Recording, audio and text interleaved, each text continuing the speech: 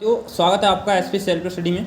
एक बहुत ही ज़्यादा बड़ी अपडेट आ रही है कि शायद यह सुनने में आया, एक नोटिस आया है जो सामने आपकी स्क्रीन पर दिख रहा होगा कि यूपी पुलिस का जो एग्ज़ाम है वह आपकी दो दो हुआ करेंगे। एक टीयर 1 एग्ज़ाम हुआ करेगा, टीयर 2 एग्ज़ाम हुआ करेगा। क्या यह बात सत्य है या असत्य है? यह बात सत्य है और यह किस किस आयोग पर लागू होती है, यह बात हम अपने इस पूरी डिटेल में जानने वाले हैं। जो आपका नोटिफिकेशन वायरल हुआ है अभी हाल ही में, ठीक है, अभी सब कुछ जानने वाले हैं इस वीडियो के बारे में। और यहाँ पे आपके लिए लिख रहा होगा शासनादेश.up.gov.in पर वायरल हुआ है कि इसमें क्या क्या बदलाव हुए हैं एग्ज़ाम परीक्षाओं को लेकर के कि जिससे कि पेपर आपका लीक ना हो, ठीक है। क्या क्या सुरक्षा व्यवस्था होगी और कौन कौन सी इसमें कंपनियां आ रही हैं यूपी पुलिस के एग्ज़ाम को लेकर के।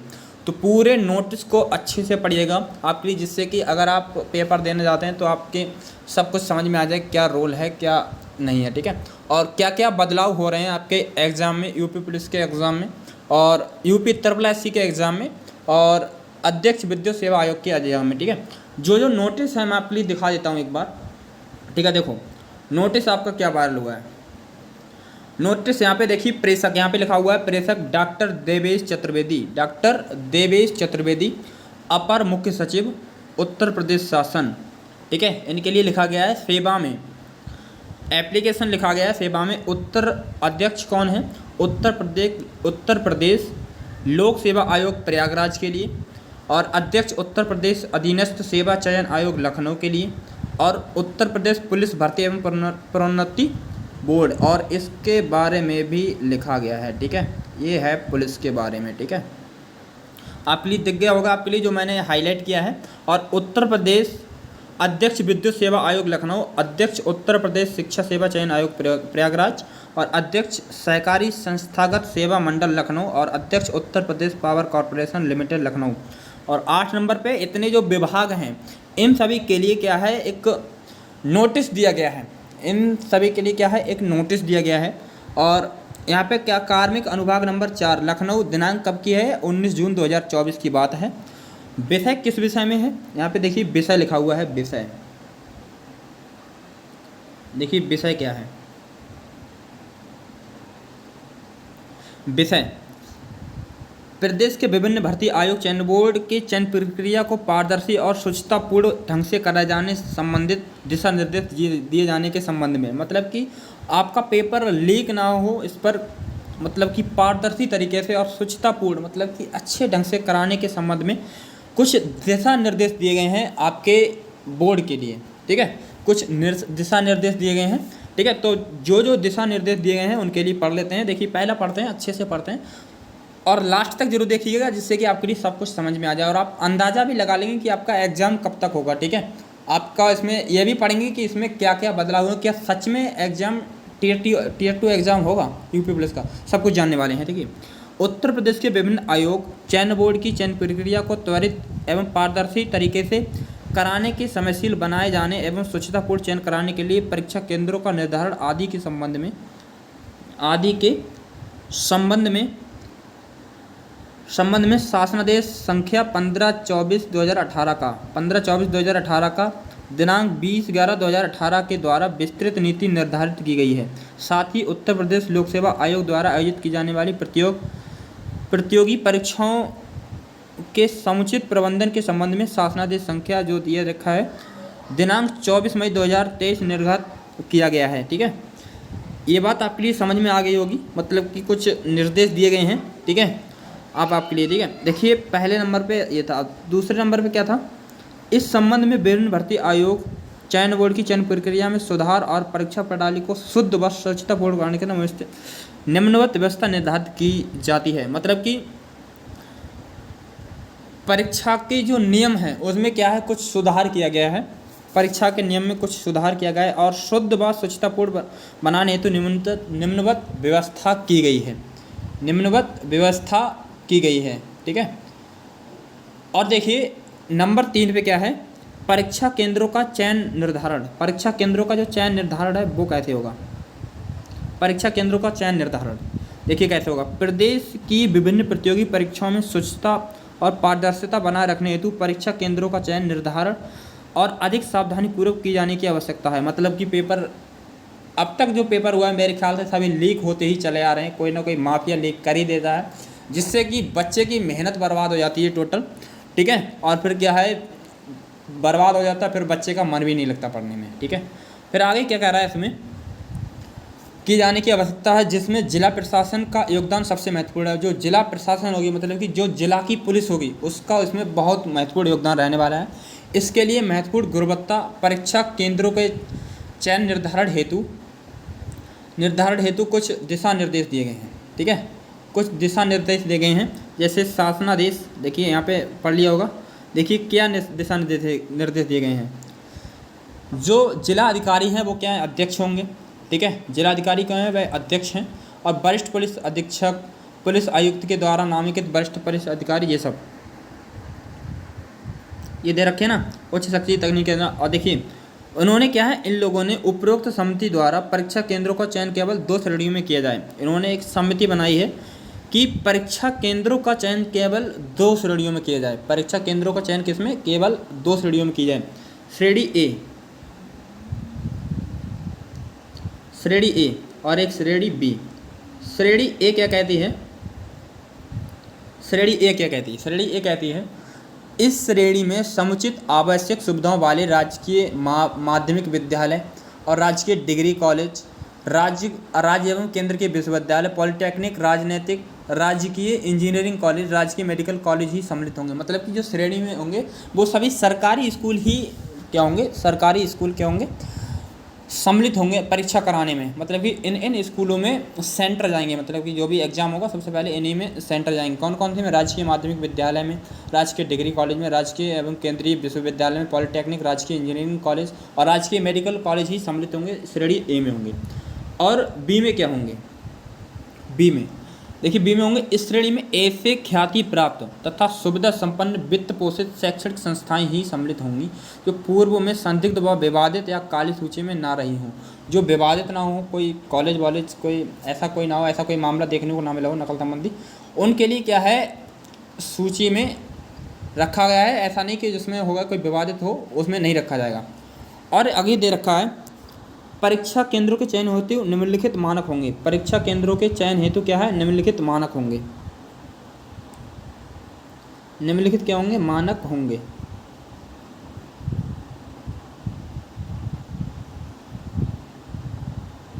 निम्नलिखित मानक होंगे।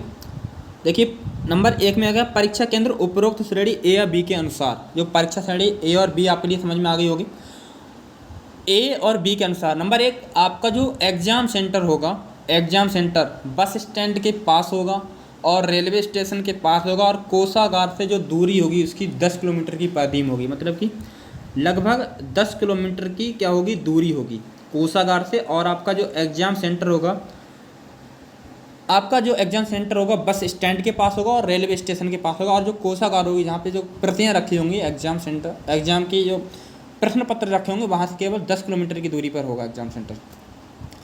और आगे क्या रखा है, कुल परीक्षार्थियों की बैठने की क्षमता, और उसमें ये भी होगी कि भाई बैठने की क्षमता होनी चाहिए। और कक्ष निरीक्षण हेतु संस्थानगत अध्यापकों कार्मिकों की संख्या और विगत 3 वर्षों में आयोजित कराई गई परीक्षाओं का अनुभव इसमें सम्मिलित किया है। कि जिस कॉलेज में आपका सेंटर जा रहा है, वहाँ पे 3 वर्षों का अनुभव भी चेक किया जाए कि यहाँ पे कैसा क्या माहौल रहा है 3 वर्ष के अंदर। और जो आपका परीक्षा केंद्र होगा शहर की आबादी के अंदर हो। परीक्षा केंद्र कहाँ हो, शहर की 4.6 वाला देखेंगे, 4.6 वाला, 4.6 परीक्षा केंद्र शहर की अवधि के अंदर हो, ठीक है। परीक्षा केंद्र शहर की अवधि के अंतर्गत हो।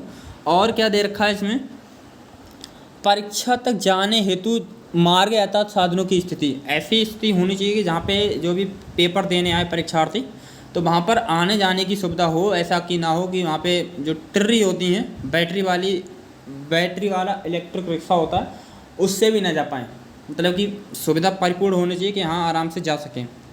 और जो परीक्षा केंद्र होगा 4.8 परीक्षा केंद्र के भवन बाउंड्री वाला पेयजल शौचालय इत्यादि की स्थिति वहाँ पे ठीक होनी चाहिए, सब कुछ एकदम बढ़िया होना चाहिए।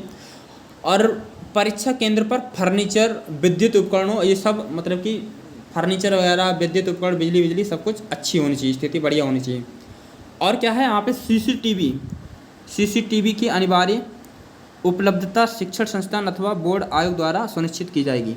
ये बात आपके लिए समझ में आ गई होगी। ये ऐसे मानक हैं जो आपके लिए एग्ज़ाम कराएंगे, ठीक है,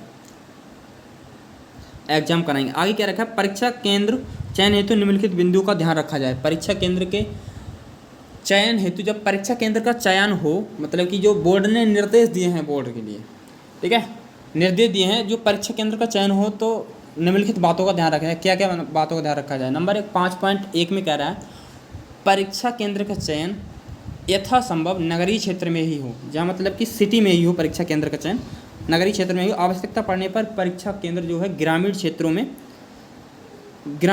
में, ठीक है, चाहे नगरीय क्षेत्र के 10 किलोमीटर के व्यास के अंतर्गत परीक्षा केंद्र, देखो, आवश्यकता पड़ने पर परीक्षा केंद्र का चयन नगरीय क्षेत्र के 10 किलोमीटर के व्यास में, मतलब कि या तो हर संभव हो कि वह नगर में ही हो, मतलब कि डिस्ट्रिक्ट में ही हो, और संभावना हो सके अगर नहीं हो पा रहा तो 10 किलोमीटर के दायरे में होनी चाहिए, ठीक है, 10 किलोमीटर के व्यास के क्षेत्र में हो, और स्थिति व्यास के मार्ग पर स्थित संस्थाओं में से हो, ठीक है, और मार्ग पर स्थित हो वह संस्था, ठीक है, मार्ग पर ही हो, मतलब कि रोड के किनारे हो, नहीं कि किसी गली में भागते फिर रहे हैं। और 5.2 क्या कहता है, उपरोक्त समिति द्वारा परीक्षा केंद्रों से संबंधित उपरोक्त श्रेणी ए व श्रेणी बी के विश्वविद्यालय संस्थानों का वर्गीकरण सतत रूप से किया जाए। परीक्षा केंद्रों के चयन को अंतिम रूप देने से पूर्व परीक्षा केंद्र के संबंध में स्थानीय अधिसूचना इकाई से रिपोर्ट अवश्य प्राप्त कर ली जाए। मुख्यालय स्तर पर एसटीएफ के फीडबैक लेकर परीक्षा केंद्रों की सूची अंतिम की जाए, मतलब कि एसटीएफ के द्वारा सब कुछ चेक कर लिया जाए, ठीक है। अगले रूल में क्या कह रहा है, आगे देखिए, आगे कह रहा है समिति उचित गुणवत्ता के केंद्रों के चयन हेतु पूर्ण उत्तरदायी होगी। समिति जो है उचित गुणवत्ता के केंद्रों के चयन हेतु पूर्ण उत्तरदायी होगी, मतलब कि उचित गुणवत्ता का मतलब कि कोई ऐसा कोई ना रहा हो कि वहाँ पे पेपर लीक होता हो, मतलब कि उसकी उत्तरदायी होगी, ठीक है, जो भी समिति बनाई जाएगी। नंबर 5.4 में क्या कह रहा है, 5.4 में वित्तहीन निजी शैक्षणिक संस्थाओं पदनाम संदिग्ध इतिहास ब्लैक लिस्ट, ठीक है, संदिग्ध प्रबंध अथवा खराब सुविधाओं वाली शैक्षणिक संस्थाओं को परीक्षा केंद्र के रूप में कदापि ना चयन किया जाए, मतलब कि ऐसा कोई ना हुआ हो कि वहाँ पे कॉलेज ब्लैक लिस्टेड हो गया हो। ये सब जैसे अभी टेस्टिंग कंपनी होती यूपी पुलिस ने जिसने एग्जाम कराया था वो क्या है अभी ब्लैक लिस्टेड हुई थी, मतलब कि स्थिति खराब नहीं होनी चाहिए, मतलब कि बढ़िया होनी चाहिए, मतलब इसका रिजल्ट साफ रहना चाहिए, ठीक है, मतलब कि सत्य होना चाहिए, शुद्ध होना चाहिए बिल्कुल भी। और आगे क्या रखा है रूल नंबर 6 में, परीक्षा प्रणाली के लिए एकीकृत एजेंसी के साथ साथ पृथक पृथक एजेंसी का चयन व कार्य, मतलब कि ऐसा नहीं कि एक ही एजेंसी जो है परीक्षा को कराए, ऐसा नहीं है। अब 4 एजेंसियाँ, कितनी, 4 एजेंसी क्या हैं अब परीक्षा आपके पेपर कराएंगी, 4 एजेंसी क्या हैं आपके पेपर को कराएंगी। जहाँ अब इसमें पढ़ लेते हैं क्या कि जहाँ चयन आयोग चयन बोर्ड द्वारा परीक्षा संबंधी संपूर्ण कार्य एजेंसियों के माध्यम से कराए जाते हैं, वहाँ किसी भी परीक्षा का संपूर्ण कार्य एक ही एजेंसी को दिया जाना उचित सुरक्षित नहीं माना जा सकता, क्योंकि अब बहुत ही ज़्यादा पेपर लीक हो चुके, तो एक ही एजेंसी ऐसा लगता नहीं है। ये कहना चाह रहे हैं कि एक ही एजेंसी इस एग्ज़ाम को अब करा पाए, तो उसके लिए कई कंपनियों का चयन किया जाना आवश्यक है। और जो कंपनियां हैं ABC में बांट दिया गया है, ABC में A, B, C और D, ये 4 जो एजेंसियां हैं भाई आपके एग्ज़ाम को, यूपी पुलिस का एग्ज़ाम जो मैंने पहले पेज में दे रखा था, उन एग्ज़ाम्स को क्या है जो उत्तर प्रदेश में होंगे उनके लिए ये 4 एजेंसियाँ क्या हैं कराएंगी। एजेंसी ए का क्या काम होगा, एजेंसी ए का क्या काम होगा, देखो, प्रश्न पत्र तैयार करना, छपवाना तथा उन्हें समस्त जनपदों के कोषागार तक पहुंचाना। प्रश्न पत्र को तैयार करना, छपवाना और जो जनपद होंगे, जो डिस्ट्रिक्ट होंगे, वहाँ के कोषागारों तक पहुंचाना एजेंसी ए का काम होगा। और एजेंसी बी का क्या काम होगा, एजेंसी बी परीक्षा को संपन्न कराना, मतलब कि परीक्षा को विधिवत रूप से संपन्न कराना, जिसमें प्रश्न पत्रों को कोषागार से परीक्षा केंद्र तक पहुँचाना, कोषागार से परीक्षा केंद्र तक पहुंचाना, परीक्षा केंद्र की समस्त व्यवस्था, परीक्षा के उपरांत OMR सीट को बोर्ड तक पहुंचाना, ये काम होगा किसका? एजेंसी बी का। मतलब दोबारा सुनिए, परीक्षा केंद्र को संपन्न कराना, कोषागार से परीक्षा केंद्र तक प्रश्न पत्र को पहुंचाना, परीक्षा केंद्र की समस्त व्यवस्था अथवा परीक्षा के उपरांत परीक्षा के बाद OMR सीट को बोर्ड तक पहुंचाना, ये एजेंसी बी का कार्य होगा। ठीक है, एजेंसी बी का कार्य होगा। और एजेंसी सी क्या कह रही है?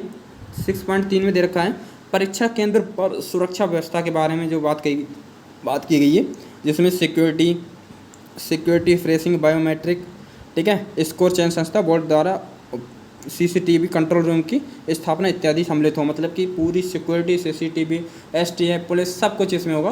किसमें होगा? एजेंसी सी का काम होगा सिक्योरिटी को देखना। और एजेंसी डी का क्या काम होगा?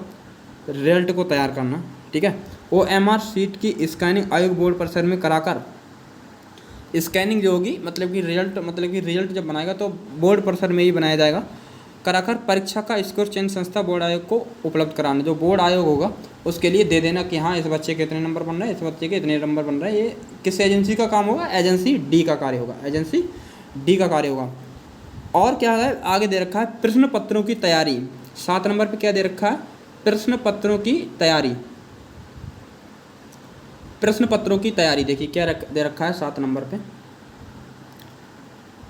प्रश्न पत्रों को बनाने में यह ध्यान रखा जाए कि परीक्षा के समय कुल पालियों के सापेक्ष हर पाली के लिए कम से कम 2 या उससे अधिक प्रश्न पत्रों का सेट उपलब्ध रहे, ताकि आवश्यकता पड़ने पर उसका उपयोग किया जा सके। 2 या उससे अधिक प्रश्न पत्र क्या हैं? तैयार रहें। ठीक है, सेट उपलब्ध रहे ताकि आवश्यकता पड़ने पर उसका उपयोग किया जा सके। आगे क्या कह रहा है? प्रत्येक सेट के प्रश्न पत्र को अलग अलग एजेंसी द्वारा तैयार कर छपवाया जाए। मतलब कि हर एक प्रश्न पत्र को अलग अलग एजेंसी द्वारा छपवाया जाए। ठीक है, कि जिससे कि पेपर, बहुत कड़े रूल बन रहे हैं, ये ध्यान रही ये बात। और कौन सा प्रश्न पत्र उपयोग में आएगा और उसको परीक्षा के दिन परीक्षा आरंभ के अधिकतम 5 घंटे पूर्व तय किया जाए। कौन सा प्रश्न पत्र उपयोग में आएगा उसको परीक्षा के दिन परीक्षा आरंभ होने के अधिकतम 5 घंटे पूर्व तय किया जाए। और जब प्रश्न पत्र बन जाए तो कौन सा प्रश्न पत्र जो है कौन से प्रश्न पत्र में आएगा, कौन से प्रश्न पत्र में आएगा, यह 5 घंटे पहले तय किया जाएगा। ठीक है, 5 घंटे पहले तय किया जाएगा। आगे कह रहा है प्रत्येक सीट में मल्टीपल सीरीज न्यूनतम 8 के प्रश्न पत्र तैयार किए जाएं, ताकि प्रत्येक सीरीज के अंतर्गत प्रश्न अलग अलग क्रमांक पर हो, जिससे कि नकल की संभावना से बचा जा सके। ठीक है, तो आपके लिए ये बात समझ में आ गई होगी। ठीक है, ये बात समझ में आ गई ना।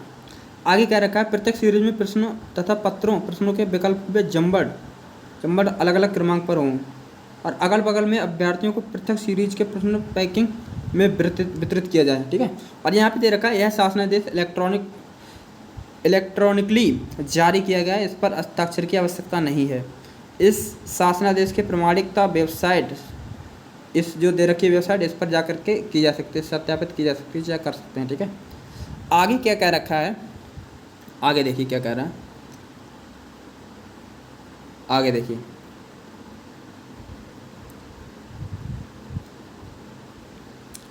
आगे देखिए क्या कह रहा है। प्रश्न के यूनिक सीरीज की जानकारी ना हो सके और उस पर ABCD जो कोड लिखे जाते हैं वो ना लिखे हों। मतलब कि ABCD सीरीज उस पर अब नहीं लिखा होगा।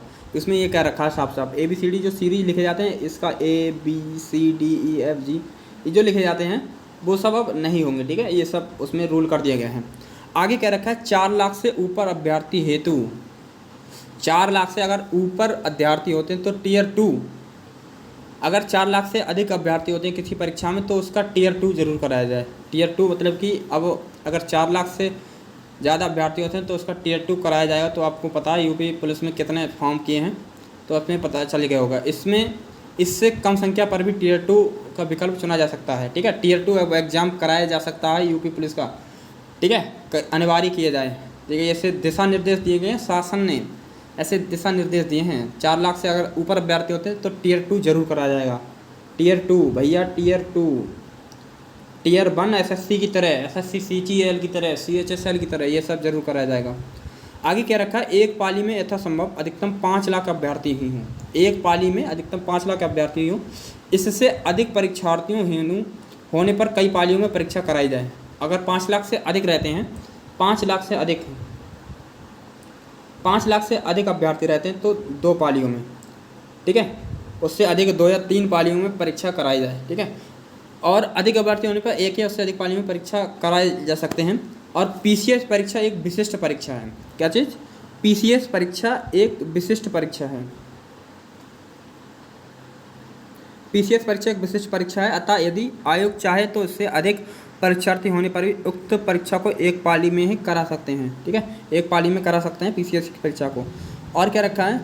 प्रश्न पत्र के प्रत्येक प्रश्न पर गोपनीय सुरक्षा चिन्ह मतलब कि बारकोड लगा होगा प्रत्येक प्रश्न के बारे में, जिससे कि उसकी छानबीन की जा सके प्रश्न कैसा है। और क्या रखा है इसमें? प्रश्न पत्र उत्तर पुस्तिका को ले जाने के बक्से tamper proof multi layer packaging की व्यवस्था हो। प्रश्न पत्र की सेटिंग के लिए पर्याप्त समय दिया जाए, किंतु यह ध्यान रखा जाए कि प्रश्न पत्र की सेटिंग में जितना समय समांतर लगता है उससे अधिक समय ना दिया जाए। ठीक है, मतलब कि जो पेपर आपका हो जाए तो उसमें जो सेट करते हैं ना जो लोग, जो जिनकी ट्रेनिंग लगी होती है, तो उनके लिए भी अच्छे से समय दिया जाए।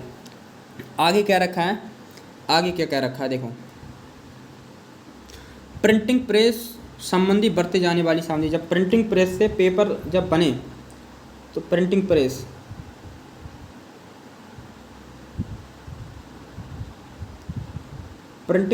से जब पेपर बने तो क्या क्या सावधानी बरती जानी चाहिए। प्रिंटिंग प्रेस का चयन अत्यंत गोपनीय एवं महत्वपूर्ण कार्य है। प्रिंटिंग प्रेस में एकदम गोपनीय बात रखी जाए कि यह पता ना चले कि कौन सी प्रिंटिंग प्रेस पे पेपर क्या है छप रहा है, अतः इसके चयन में अत्यंत सावधानी बरतनी चाहिए। इसके लिए शासनादेश संख्या जो दे रखी है इन्होंने शासनादेश संख्या दे रखी है 2018 दिनांक 20/11/2018 के प्रस्तुत 4 में व्यवस्था है। उक्त व्यवस्था के साथ ही प्रिंटिंग प्रेस के चयन के संबंध में बोर्ड द्वारा निम्नलिखित सावधानियां आवश्यक बरती जाएं। बोर्ड द्वारा जो सावधानियां बरती जाएं वो क्या है देखिए, प्रिंटिंग प्रेस के अंदर आने तथा बाहर जाने वाले प्रत्येक द्वार पर सजग सुरक्षाकर्मी की व्यवस्था हो। प्रिंटिंग प्रेस के अंदर जाने वाले गेट से और प्रिंटिंग प्रेस के बाहर जाने वाले प्रत्येक द्वार पर सजग सुरक्षाकर्मी की व्यवस्था हो। मतलब कि सुरक्षाकर्मी एक आवश्यक होना चाहिए कि उसकी पूछ सके किस काम से कौन है, आप सब कुछ जान सके। और क्या रखा है? प्रिंटिंग प्रेस में अंदर कार्य करने वाले प्रत्येक स्टाफ के पास प्रेस की आईडी, मतलब कि हर के प्रेस की आईडी भी होनी चाहिए। प्रिंटिंग प्रेस के जो अंदर जाए उसके पास प्रत्येक जो स्टाफ हो प्रेस से प्रिंटिंग प्रेस वाला, उसके पास एक आईडी कार्ड भी होनी चाहिए जो कि एग्जिट पंजीकृत हो। किसी भी बाहरी व्यक्ति को प्रेस में वर्जित हो, कोई भी मतलब कि बाहरी व्यक्ति जो है वर्जित हो। ठीक है, कैमरा ले जाना वर्जित है। ठीक है, बाहरी व्यक्ति का प्रेस में प्रवेश वर्जित हो, मतलब कि कोई अनजान व्यक्ति प्रेस में प्रवेश नहीं कर सकता। प्रिंटिंग प्रेस में कार्य कर रहे स्टाफ या किसी आगंतुक को प्रिंटिंग एरिया के अंदर स्मार्टफोन कैमरा ले जाना वर्जित हो। मतलब कि अब कोई भी सही, आप उसमें कैमरा फ़ोन वगैरह कैमरा ये सब कुछ नहीं ले जा सकते। आगे क्या रखा है? प्रिंटिंग प्रेस के प्रिंटिंग एरिया में एक प्रेस के चारों ओर सीसीटीवी कैमरे लगाए जाएँ। प्रेस के प्रिंटिंग एरिया में, जहाँ पर प्रेस की प्रिंटिंग एरिया है वहाँ पर प्रेस के चारों सीसीटीवी कैमरे लगाए जाए, जिनकी रिकॉर्डिंग कम से कम 1 वर्ष सुरक्षित रखी जाए।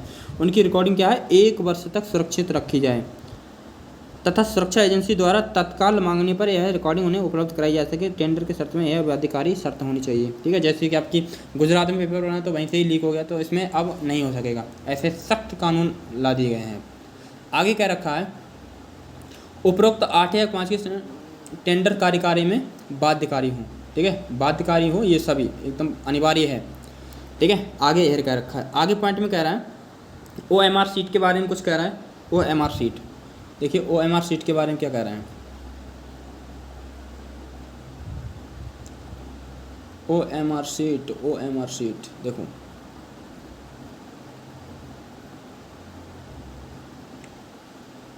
OMR सीट 9 नंबर पे है। OMR सीट 3 प्रतियों में होनी चाहिए, जिसकी मूल प्रति जो OMR सीट होगी वह अब 3 होंगी। ठीक है, जिसकी एक प्रति संस्था के पास जाएगी और एक जो होगी वो सीलबंद होगी, वो कोषागार में रख दी जाएगी, और एक प्रति किसके पास दी जाएगी?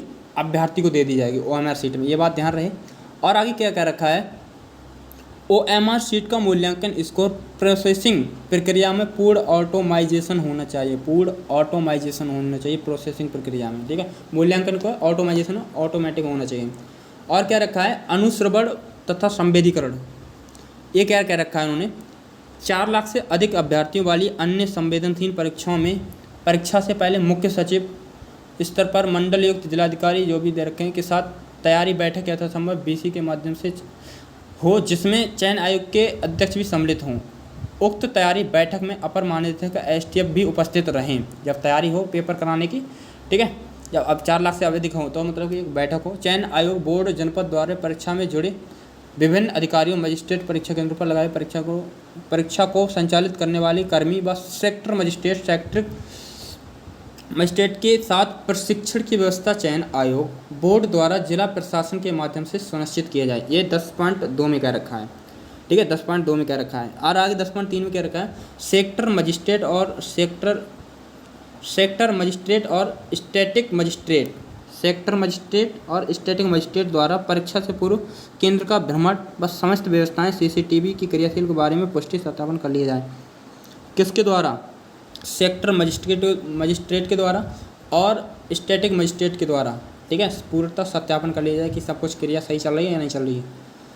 परीक्षा के दौरान व्यवस्था क्या होगी? परीक्षा के दौरान क्या व्यवस्था होगी? देखो, परीक्षा के दौरान चयन आयोग बोर्ड परीक्षा के दौरान किसी भी प्रकार की अफवाह तत्काल खंडन किया जाएगा। मतलब कि चयन बोर्ड क्या करेगा, किसी भी अफवाह फैलती है तो उसे तत्काल रूप से खंडन कर देगा। अगर अफवाह फैलती है तो सत्य होगा तो उसका अनुशासन के अकॉर्डिंग पालन करेगा।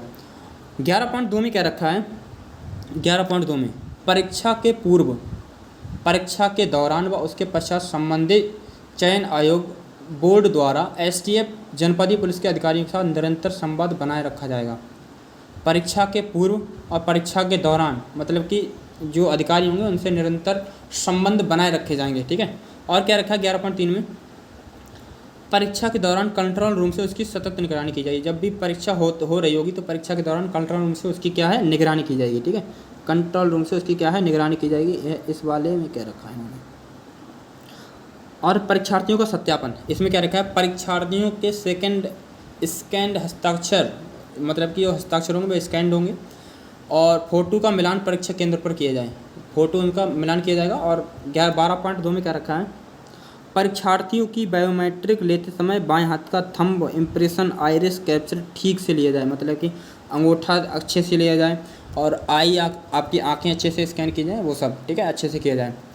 और क्या रखा है? आदेश दिए हैं आपके लिए, लिखित परीक्षा के समय कैप्चर किए गए परीक्षार्थी के बायोमेट्रिक डाटा का मिलान सफल अभ्यर्थियों के समय कैप्चर किए गए परीक्षार्थियों के बायोमेट्रिक डाटा का मिलान सफल अभ्यर्थी के चयन प्रक्रिया के अगले चरण काउंसलिंग के समय अवश्य किया जाए, ठीक है। जब अगला चरण हो तो उसे वहाँ पर भी अवश्य किया जाए। और 12.4 में कह रहा है, 12.4 में सफल परीक्षार्थियों को आगे साक्षात्कार आदि के समय वैध एडमिट कार्ड के साथ ही बुलाया जाए। जो सफल परीक्षा हो जाए तो उसके जब पेपर रिजल्ट चल जाए तो उसके एडमिट कार्ड के साथ ही बुलाया जाए, ठीक है। ये इसमें क्या रखा है? और उसमें दे रखा है अगला नियम, यह शासनादेश इलेक्ट्रॉनिक जारी किया गया है, इस पर हस्ताक्षर की आवश्यकता नहीं होती है, ये दे रखा है उन्होंने। आगे क्या कह रहा है? आगे देखिए क्या कह रहा है ये। छद्म निरूपण को रोकने के उपाय, छद्म निरूपण को रोकने के उपाय, मतलब कि ये जब पढ़ते हैं 13.1 में परीक्षा केंद्र के मुख्य द्वार पर एवं परीक्षा केंद्र के अंदर भी परीक्षार्थियों के पहचान पत्र और प्रवेश पत्र के संग रूप में चेकिंग की जाए, मतलब कि चेकिंग की जाए, परीक्षा केंद्र के द्वार पर की जाए और परीक्षा केंद्र के अंदर भी की जाए। आगे क्या रखा है? परीक्षा केंद्रों पर लगे सीसीटीवी कैमरे से पूरा कमरा कवर किया जाए, परीक्षा के उपरांत उसका डाटा बोर्ड के पास सुरक्षित रखा जाए, ठीक है। ये 13.2 में क्या रखा है? संदिग्ध अथवा समस्त परीक्षार्थियों के परीक्षा केंद्रों पर भी परीक्षा के दौरान आधार कार्ड से परीक्षार्थी के बायोमेट्रिक डाटा मिलान किया जाए, आधार कार्ड से मिलान किया जाना चाहिए। और 13.4 में क्या रखा है? आर्टिफिशियल इंटेलिजेंस के उपयोग कर परीक्षा के दौरान संदिग्ध व्यक्तियों के पहचान बायोमेट्रिक की पुष्टि की जाए, मतलब कि संदिग्ध तो नहीं है, AI से चेक किया जाएगा वो, ठीक है। परीक्षा से संबंधित अन्य व्यवस्थाएं, देखिए क्या कह रहा है? एक से अधिक जनपद में परीक्षा के आयोजन की स्थिति में परीक्षार्थियों का केंद्र आवंटन उनके गृह मंडल से अत्यंत निकटस्थ किया जाए, गृह मंडल से अन्यत्र निकटस्थ किया जाए। दिव्यांग परीक्षार्थियों को उसके गृह जनपद और महिला, देखिए जो मंडल के समीप ही रखा जाएगा जो नॉर्मल पर्सन होगा, और जो विकलांग होंगी और जो महिला होंगी उनके लिए क्या है? वहीं जहाँ पे उनका डिस्ट्रिक्ट होगा वहीं रखा जाएगा। और उनके लिए क्या है, जो नॉर्मल होंगे उनके लिए क्या है, उनके मंडल के पास के एरिया में रखा जाएगा। और आगे क्या रखा है, परीक्षा केंद्रों के आवंटन रैंडम आधार पर किया जाए, जिससे एक स्थान के परीक्षार्थी को एक ही परीक्षा केंद्र, देखिए दोबारा पढ़ते हैं, जिससे एक स्थान के परीक्षार्थी एक ही परीक्षा केंद्र पर परीक्षा दे पाएँ। ठीक है, रैंडम आधार पर किया जाए परीक्षा केंद्रों का आवंटन, मतलब कि बांटा जाए। आगे कह रहा है कक्ष निरीक्षकों के परीक्षा कक्ष के आवंटन परीक्षार्थियों के परीक्षा केंद्र पर प्रवेश से 30 मिनट पूर्व स्टैटिक मजिस्ट्रेट की उपस्थिति में रैंडम आधार पर किया जाए, मतलब कि उसका मतलब कि वो किया जाए, मुहैया किया जाए। आगे क्या रखा है, जिलाधिकारी द्वारा सुनिश्चित किया जाए कि किसी परीक्षा केंद्र पर कक्ष निरीक्षकों की तैनाती में अतिरिक्त कार्मिकों की आवश्यकता पड़ने पर कम से कम 50% स्टाफ परीक्षा केंद्र के बाहर शासकीय स्टाफ को रखा जाए, मतलब कि अगर ज़रूरत पड़ती है तो कम से कम 50% स्टाफ के जितना भी है टोटल उसका 50% क्या है, उसके परीक्षा केंद्र के बाहर रखा जाए। आगे क्या रखा है, 14.5 में सेक्टर मजिस्ट्रेट की तैनाती 2-3 निकटस्थ परीक्षा केंद्रों के लिए, ताकि वह शीघ्र उन केंद्रों पर पहुंच सके। अगर कोई परीक्षा केंद्र दूरी पर स्थित हो तो उसके लिए एक अलग से सेक्टर मजिस्ट्रेट की तैनाती पर विचार किया जा सकता है, मतलब कि सेक्टर मजिस्ट्रेट जो जांच करेगा सब चीज़ की, उसके लिए मतलब कि इतने दूर रखा जाए कि आराम से पहुँच सके। परीक्षा केंद्रों के लिए सेक्टर मजिस्ट्रेट की तैनाती हो, जिसकी कोषागार से प्रश्नपत्र उत्तर पुस्तिका के गोपनीय बंडल को प्राप्त कर संबंधित परीक्षा केंद्र पर लाकर परीक्षा केंद्र पर तैनात स्टैटिक मजिस्ट्रेट को प्राप्त कराने और प्रश्नपत्र उत्तर पुस्तिका के परीक्षा उपरांत स्टैटिक मजिस्ट्रेट से प्राप्त कर वापस जमा कराने व परीक्षा केंद्र की शांति व्यवस्था सुनिश्चित करने का दायित्व हो। सेक्टर मजिस्ट्रेट कोषागार से प्रश्नपत्र उत्तर पुस्तिका के गोपनीय बंडल लाने वीडियोग्राफी कराएगा। और ये सब मतलब कि परीक्षा केंद्र के बारे में कहा, बारी बारी के दौरान सभी चीज़ें ठीक चल रही हैं उसकी व्यवस्था देखेगा कौन, सेक्टर मजिस्ट्रेट। ठीक है, सेक्टर मजिस्ट्रेट का काम होगा सबको जांच वगैरह करना। आगे क्या रखा है, प्रत्येक परीक्षा केंद्र पर एक स्टैटिक मजिस्ट्रेट की तैनाती हो, जिसकी कोषागार से प्रश्न पुस्तिका को अपनी उपस्थिति में प्राप्त करने, परीक्षा के पश्चात वापस सील करवाने, मतलब कि ये सेक्टर इसका काम होगा, सेक्टर मजिस्ट्रेट का काम होगा सब कुछ चेक करना ठीक चल रही है व्यवस्था नहीं चल रही है। और सेक्टर मजिस्ट्रेट का काम होगा कोषागार से प्रश्नपत्र सेंटर तक पहुंचाना, और सब कुछ सील बंद है, सील बंद गया है और सील बंद आया है तो वहाँ पर जमा करना। ठीक है, और आगे पढ़ते हैं, आगे देखिए क्या कह रहा है, आगे देखिए भैया, आगे देखिए क्या कह रहा है।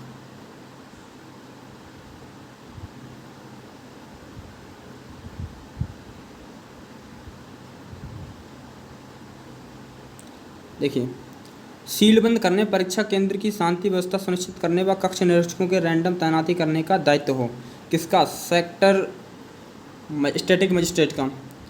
प्रश्न पत्रों और OMR शीट को स्टैटिक मजिस्ट्रेट केंद्र सुपरवाइजर व सह केंद्र सुपरवाइजर के समक्ष और केंद्र व्यवस्थापक के समक्ष 45 मिनट पहले खोला जाए तथा उसकी वीडियो रिकॉर्डिंग करके सुरक्षित रखा जाए। ठीक है, सुरक्षित रखा जाए, किसके पास रखा जाए, बोर्ड के पास। परीक्षा कक्ष के अंदर 14.9 परीक्षा कक्ष के अंदर प्रश्न पत्रों OMR शीट का सील पैकेट खोलते समय साक्षी के रूप में कम से कम 2 परीक्षार्थियों के हस्ताक्षर किया जाए। ठीक है, वो तो अभी नॉर्मली होता है सभी के, अभी आपने देखा होगा पेपर देने गए होंगे तो हस्ताक्षर होते हैं कि सब चीज़ सील बंद है या नहीं है। कोषागार जहाँ परीक्षा पूर्व प्रश्न पुस्तिकाओं की गोपनीय बंडल रखा जाता है, उसकी प्रश्न पुस्तिकाओं को रखने और परीक्षा तिथि को उन्हें निकालने का CCTV रिकॉर्डिंग सुरक्षित रखा जाए। ठीक है, जब कोषागार में रखा जाए, अधिकारी के नेतृत्व में टीम द्वारा CCTV लाइव स्ट्रीमिंग तथा मॉनिटरिंग की जाए। ठीक है, जब पेपर चल रहा हो तब सब कुछ किया जाए। ठीक है, महिला परीक्षार्थी की तलाशी लेनी होती है, महिला कर्मियों की आवश्यक लगाया जाए, जब महिला कर्मी की भी तलाशी लेने के लिए महिला कर्मी लगाया जाए। परीक्षार्थियों के साथ साथ परीक्षा केंद्र पर तैनात पुलिसकर्मियों की भी कक्ष में आने पर सघन तलाशी ली जाए तथा उन्हें परीक्षा, जब जैसे ही परीक्षार्थी की तलाशी ली जाती है ऐसे ही परीक्षा में जो घूमने आए उसकी भी तलाशी ली जाए, सबकी ली जाए। और क्या रखा है इन्होंने, तलाशी ली जाए और महिला ली जाए तलाशी, और परीक्षक एवं परीक्षा तैनात होने वाले कर्मियों को किसी प्रकार इलेक्ट्रॉनिक डिवाइस ले जाने की प्रतिबंध बंदे हो, मतलब कि जो भी परीक्षार्थी हो और परीक्षा कक्ष में जो तैनात कर्मी होगा, जो पेपर करा रहा होगा परीक्षा कक्ष में, उसके पास कोई भी इलेक्ट्रिक डिवाइस नहीं होनी चाहिए। परीक्षा पूर्ण होने से पूर्व किसी भी परीक्षार्थी को परीक्षा केंद्र छोड़ने की अनुमति ना दी जाए, परीक्षा केंद्र ना छोड़े जब तक आपको वो कहे ना। एक दिन में 2 पालियों में परीक्षा होने के कोषागार से प्रत्येक पाली के प्रश्न पत्र पुस्तिका को परीक्षा केंद्र के अलग अलग लाए जाएँ। ठीक है, एक बार सुनिए, एक दिन में 2 पाली में परीक्षा होने पर कोषागार से प्रत्येक पाली के प्रश्न पत्र कृपया प्रदेश के विभिन्न आयोग, ठीक है, अलग अलग लाए जाएं। और कह रहा है कृपया आदेश के विभिन्न आयोग चयन बोर्ड में चयन प्रक्रिया को और अधिक पारदर्शी व शुचितापूर्ण ढंग से कराने हेतु उक्त कड़ाई के अनुशासन सुनिश्चित किया जाए। मतलब कि बहुत सतर्क रहे। इनके लिए एक एप्लीकेशन भेजा है डॉक्टर देवेश चतुर्वेदी, अपर मुख्य सचिव ने। शक्य प्रतिलिपि निम्नलिखित सूचनार्थ आवश्यक कार्य हेतु समस्त अपर मुख्य, मतलब कि इनके लिए लिख दिया गया है फिर। ठीक है, तो आपके लिए ये इन्फॉर्मेशन अच्छी लगी होगी। क्या चीज़ अच्छी लगी होगी? तो आप लग जाइएगा तैयारी में, तो कभी भी आपकी डेट घोषित हो सकती है। अब प्रक्रिया चल रही है, कंपनी का चयन हो रहा है भैया। ठीक है, और 4 कंपनियां कराएंगी आपके एग्ज़ाम। ठीक है, तो आप निश्चिंत रहिए। ठीक है, तो आप क्या है, निश्चिंत रहिए। ठीक है, इससे आगे मिलते हैं नई अपडेट के साथ, जो भी नई अपडेट आती है उसमें। ठीक है, नई अपडेट हम पढ़ रहे हैं आगे, इससे आगे। ठीक है, परीक्षा केंद्रों का चयन निर्धारण वो सब हो गया है। ठीक है, तो मिलते हैं नेक्स्ट वीडियो में, तब तक के लिए बाय। जय हिंद, जय भारत।